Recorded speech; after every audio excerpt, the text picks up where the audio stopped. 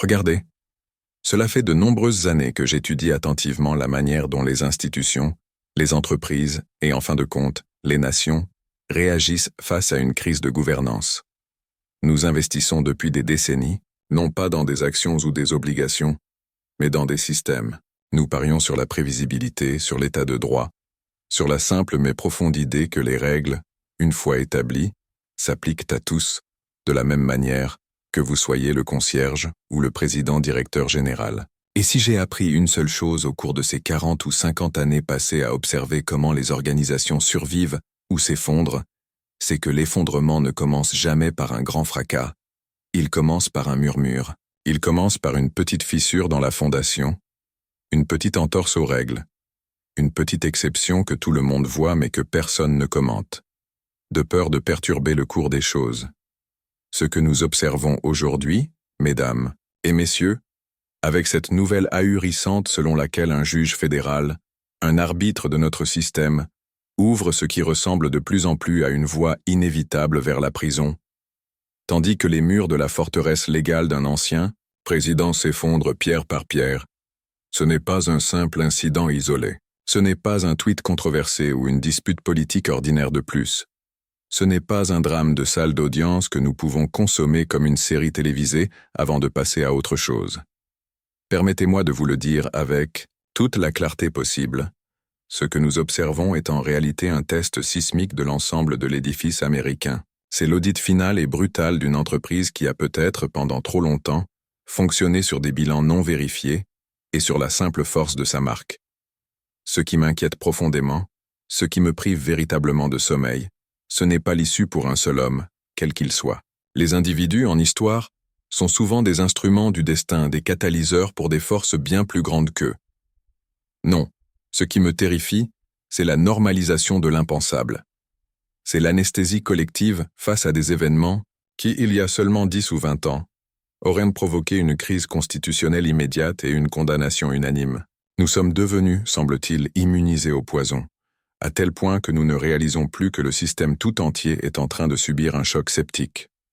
Lorsque la défense d'un ancien commandant en chef, l'homme qui a détenu les codes nucléaires, ne s'effondre pas à cause d'un argument juridique brillant ou d'une nouvelle preuve accablante, mais qu'elle s'effondre parce qu'elle est fondée sur des prémices qui défient la réalité elle-même, des affirmations d'immunité absolue, des accusations de complot judiciaire si vastes qu'elles en deviennent absurdes. Nous ne sommes plus dans le domaine du droit. Nous sommes dans le domaine de la pathologie politique. Et lorsque le système judiciaire, dans sa lente, méthodique et implacable progression, est obligé de traiter cette pathologie, non pas par la médecine politique, mais par le seul outil dont il dispose, le marteau froid et dur de la procédure pénale, nous nous retrouvons au bord d'un précipice que personne n'a jamais voulu voir. Permettez-moi une analogie éclairante. Une analogie que j'ai vue se jouer à plus petite échelle dans le monde des affaires à de trop nombreuses reprises. Imaginez une entreprise du Fortune 500, une blue chip que tout le monde admire. Appelons-la America Inc. Oh, cette entreprise a un ancien PDG. Ce PDG était, disons, non conventionnel. Il a bousculé les choses, il a ravi certains actionnaires et en a horrifié d'autres, mais il a indéniablement changé la culture de l'entreprise. Maintenant, des années plus tard, ce PDG est accusé par le conseil d'administration, ou du moins par un comité d'audit interne, nos procureurs, d'avoir violé fondamentalement les statuts de l'entreprise. Pas seulement d'avoir pris de mauvaises décisions commerciales, mais d'avoir potentiellement volé des secrets commerciaux, d'avoir tenté de truquer l'élection du conseil d'administration, d'avoir menti aux auditeurs. Que se passe-t-il dans une entreprise normale? Le conseil d'administration suspend le PDG, une enquête interne est menée discrètement, et s'il est reconnu coupable, il est licencié, peut-être poursuivi, et l'entreprise publie une déclaration, rassure les marchés, et passe à autre chose. Le cours de l'action baisse de 5%, puis se redresse. Mais imaginez maintenant un scénario différent. Imaginez que ce PDG, au lieu de partir tranquillement, affirme que les statuts de l'entreprise ne s'appliquent pas à lui. Imaginez qu'il affirme que le comité d'audit est une chasse aux sorcières menée par des concurrents. Imaginez qu'il dise aux employés que s'il est licencié, l'entreprise fera faillite et qu'ils perdront tout leur emploi.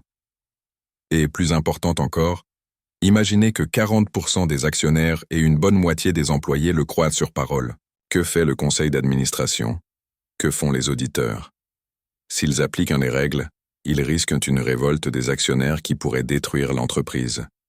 S'ils n'appliquent pas les règles, ils violent leurs devoirs fiduciaires, les règles n'ont plus de sens, et l'entreprise s'effondre de l'intérieur, rongée par la corruption et l'anarchie. C'est exactement ce qui se passe aujourd'hui. Les États-Unis sont cette entreprise. Donald Trump est cet ancien directeur général. Le système judiciaire est ce comité d'audit qui tente désespérément d'appliquer les statuts. Et les citoyens, mesdames et messieurs, sont les actionnaires qui vont en subir les conséquences, quelle que soit l'issue. Laissez-moi vous expliquer pourquoi cette situation est si fondamentalement différente, si existentiellement plus dangereuse que tout ce que nous avons connu.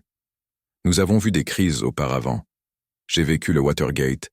J'ai investi pendant cette période. J'ai vu un président démissionner sous la menace d'une destitution. Mais l'histoire que nous nous racontons sur le Watergate est souvent aseptisée. Nous oublions la tension, l'incertitude, la peur réelle que les institutions ne tiennent pas le coup.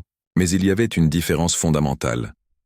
Lorsque la Cour suprême a statué à l'unanimité 8-0 que Richard Nixon devait remettre les bandes, il l'a fait.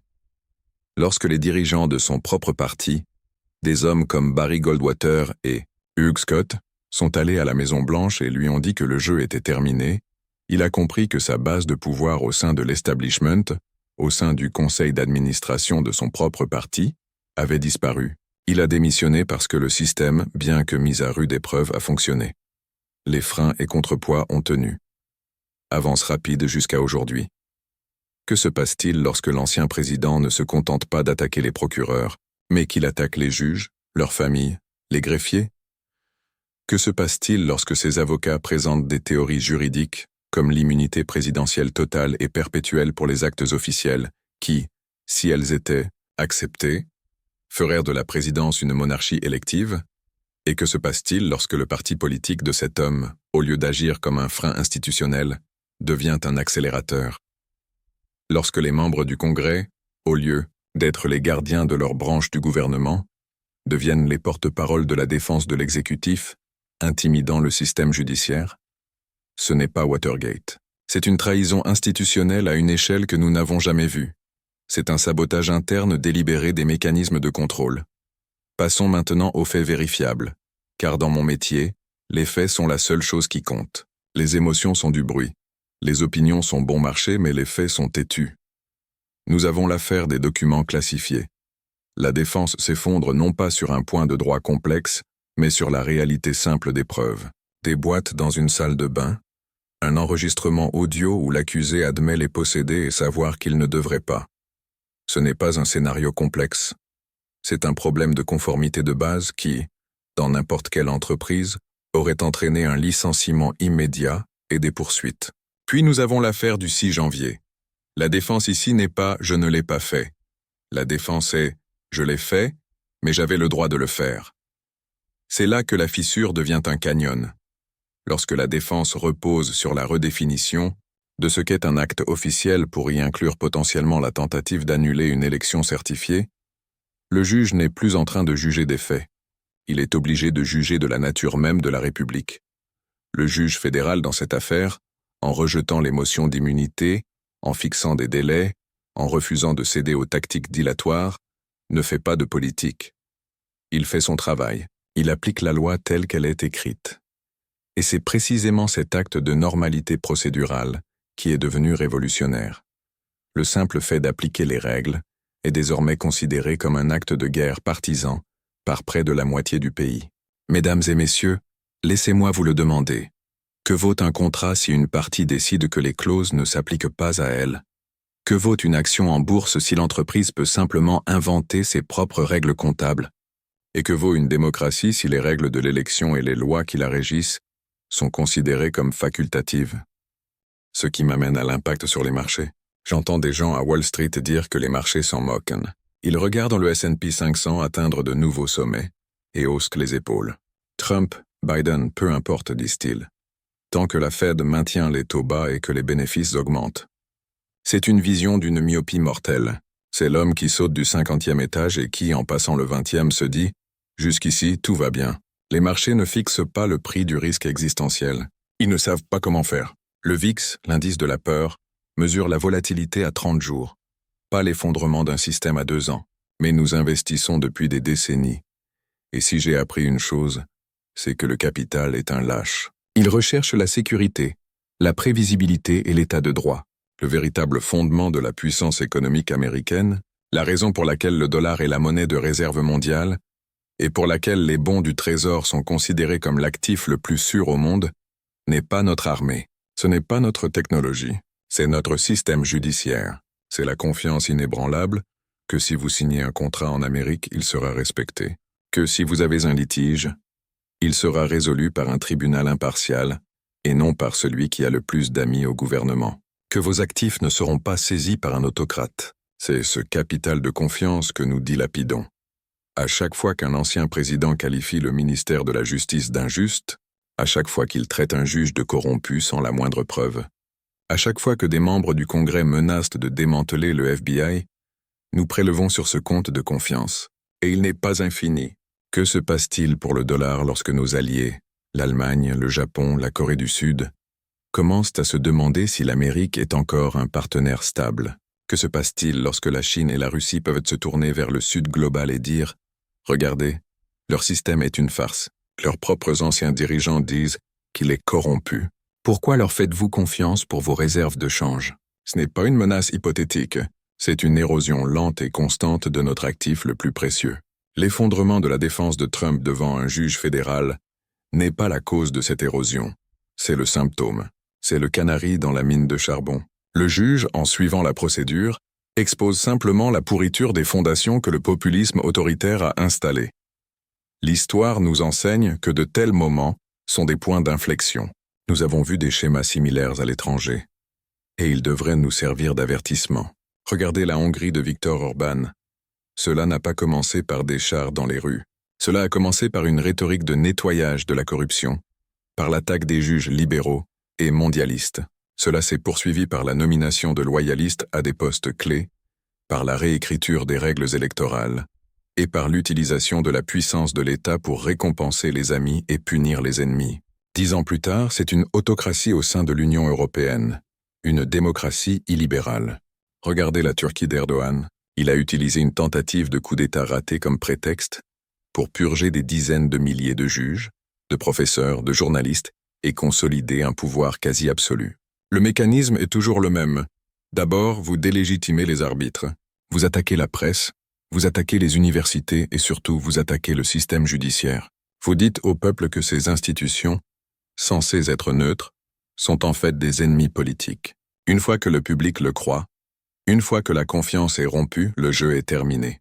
L'autocrate peut faire ce qu'il veut. La défense de Trump n'est pas seulement une défense légale, c'est un manuel de jeu politique tiré directement de ces exemples.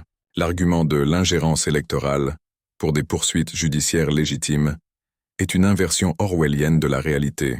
C'est l'incendiaire qui crie au feu en premier. Mesdames et messieurs, ce qui est fascinant d'un point de vue analytique et terrifiant d'un point de vue civique, c'est la psychologie de la normalisation. L'être humain est incroyablement adaptable. Nous pouvons nous habituer à tout. Nous nous sommes habitués à une rhétorique qui aurait mis fin à une carrière il y a 10 ans. Nous nous sommes habitués à ce que la violence politique soit une possibilité discutée ouvertement. Et maintenant, nous nous habituons à l'idée qu'un ancien président soit un accusé au pénal. Le danger est que nous commencions à traiter cela comme un match de football. Mon équipe gagne, ton équipe perd. C'est le piège. Ce n'est pas un jeu. Lorsque la défense s'effondre et que le juge ouvre la voie à la prison, ce n'est pas une victoire pour les démocrates ou une perte pour les républicains. C'est un échec systémique pour l'Amérique. C'est la preuve que le système politique a échoué à tel point qu'il a dû s'en remettre au système judiciaire pénal pour résoudre ce qui est, à la base, un problème politique. Comment gérer un dirigeant qui refuse d'accepter les règles? Après avoir observé l'effondrement de systèmes entiers, de l'Union soviétique à des entreprises comme Lehman Brothers, je peux vous dire que l'effondrement final est toujours rapide, mais que la décomposition est lente. Lehman Brothers n'a pas fait faillite en un jour. Elle est morte le jour où elle a commencé à utiliser des artifices comptables, le repo 105, pour cacher ses dettes. Elle est morte le jour où son conseil d'administration a cessé de poser des questions difficiles. Elle est morte le jour où les agences de notation, par peur de perdre des clients, ont continué à lui donner la note A1. La faillite de septembre 2008 n'était que l'acte de décès officiel. Nous sommes dans cette phase de repos 105 politique. Nous utilisons des artifices rhétoriques, des loyautés partisanes et l'apathie publique pour cacher la dette de confiance massive que nous accumulons. Le juge fédéral qui applique la loi n'est pas le problème. Il est le comptable qui refuse de signer le bilan truqué. Il est l'agence de notation qui, enfin, ose dire que l'empereur est nu, que l'entreprise n'est pas AAA. Et la perspective de la prison? Ce n'est pas une punition. D'un point de vue systémique, c'est le margin call. C'est le moment où le système dit « Nous ne pouvons plus prolonger votre crédit. Vous devez faire face à vos obligations. » Quels sont donc les scénarios possibles? Permettez-moi de vous en présenter 3. Non pas comme des prédictions, mais comme des cadres de réflexion pour les investisseurs et les citoyens. Le premier scénario est celui de l'implosion contrôlée. Le système judiciaire tient bon. Les condamnations sont prononcées. Peut-être même une peine de prison ou plus probablement une assignation à résidence. Il y a des protestations. Peut-être même des violences sporadiques, mais elles sont contenues. L'institution militaire et les forces de l'ordre restent fidèles à la Constitution et non à un homme. Le pays est amèrement divisé. Les marchés sont volatiles pendant 1 an ou 2, mais l'état de droit, bien que meurtri, est finalement confirmé. L'entreprise America Inc. est dégradée de AAA à AA+, mais elle ne fait pas faillite. C'est peut-être le meilleur scénario que nous puissions espérer à ce stade. Le deuxième scénario est celui de l'effondrement systémique. C'est le scénario de Lehman Brothers. La condamnation provoque une crise politique généralisée. Des États dirigés par des républicains refusent de reconnaître la légitimité de la décision. Des appels à la résistance sont lancés. Nous assistons à une véritable crise constitutionnelle, où les institutions se retournent les unes contre les autres. Dans ce scénario, la confiance dans le dollar s'effondre. Le capital fuit les États-Unis. Les marchés mondiaux s'effondrent parce que l'encre du système financier mondial est devenue instable.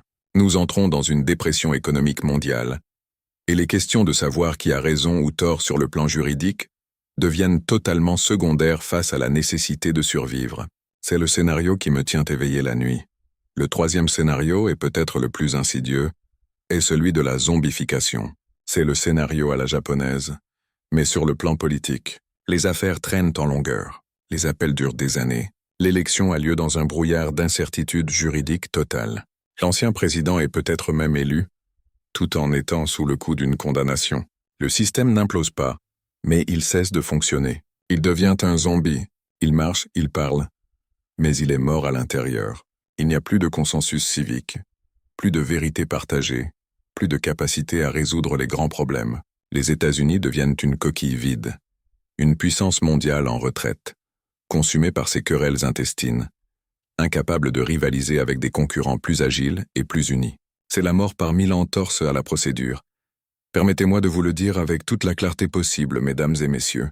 Nous sommes dans une de ces fausses alternatives.